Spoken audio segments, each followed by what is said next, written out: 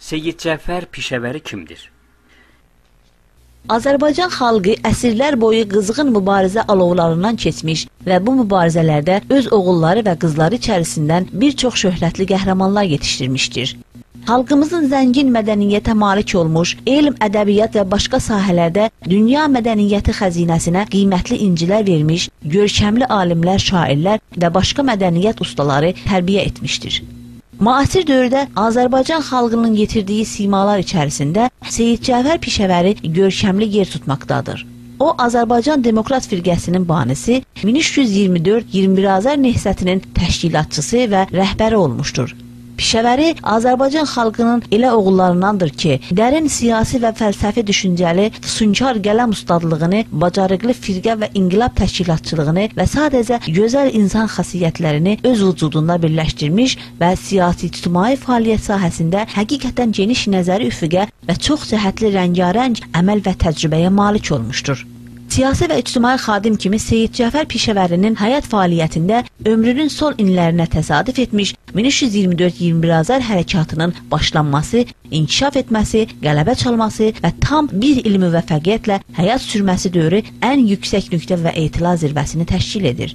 Pişəvəri o cəhətdən xalqımızın nəzərində və eləcə də dünyanın mütərəqqi hərəkat tarixində görkəmli yer tutur ki, o mübariz, mədəni, qədim və lakin indiki şəraitdə məzlum bir xalqın arzu amallarını təmsil edərək, onun tapdalanmış hüquqlarını bərpa etmək, onu zülm və istibdaddan xilas etmək və ümum İran xalqlarının ailəsində ona şən və xoşbəxt həyat yaratmaq üçün mərdiliklə ayağa qalxmış, günün nəbzini tutmuş, geniş xalq kütlələrinin bütün ehtiyac və tələbatını olduğu kimi dərk etmiş və bütün bunları həyata keçirmək üçün böyük bir hərəkatın başında dura bilmişdi. Məlum olduğu kimi 1941-ci ildə iki dövlət arasında mövcud olan mötəbər qərardat əsasında Sovet ordusunun İrana daxil olması və bəzi başqa amillər İranın ictimai və siyasi həyatını müəyyən qədər demokratikləşdirdi və mütərəqqi qüvvələrin dirçəlməsinə şərait yaratdı.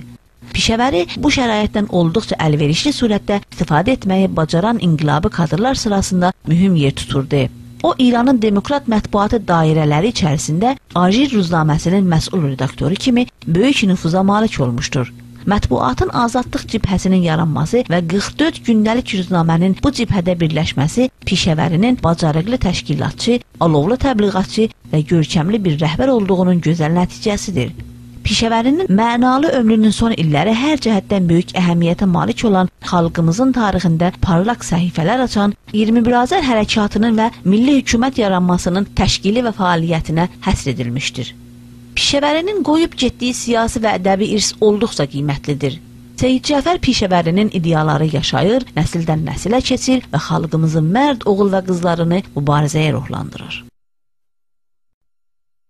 Əziz qardaşlar, firqəmizin rəhbərliyi altında xalisə yerlərini və xalq düşmənlərinin yerlərini kəndlilərin arasında təqsim edib, onların əlinə silah verərək aldığınız torpaq və azadlıqdan müdafiə etməlisiniz dedik. İndi sizin boynunuzda böyük vəzifə durur. O aldığınız torpaqları saxlamaq və aldığınız azadlıqdan müdafiə etmək. İndi bütün İran kəndliləri, Azərbaycan kəndlilərinin aldığı torpaqdan ilham alıb, ayağa qalxmış, təkən yemişdir. Mürtəceylər bu hərəkətdən qəzəblənib və o azadlığı boğmaq istəyirlər. İranda böyük mübarizə başlanmışdır. Azərbaycan kəndlisi bu mübarizənin pişahəngi olub, qabaqda gedəni olacaqdır. Yaşasın Azərbaycan kəndlisinin azadlıq yolunda apardığı mübarizə.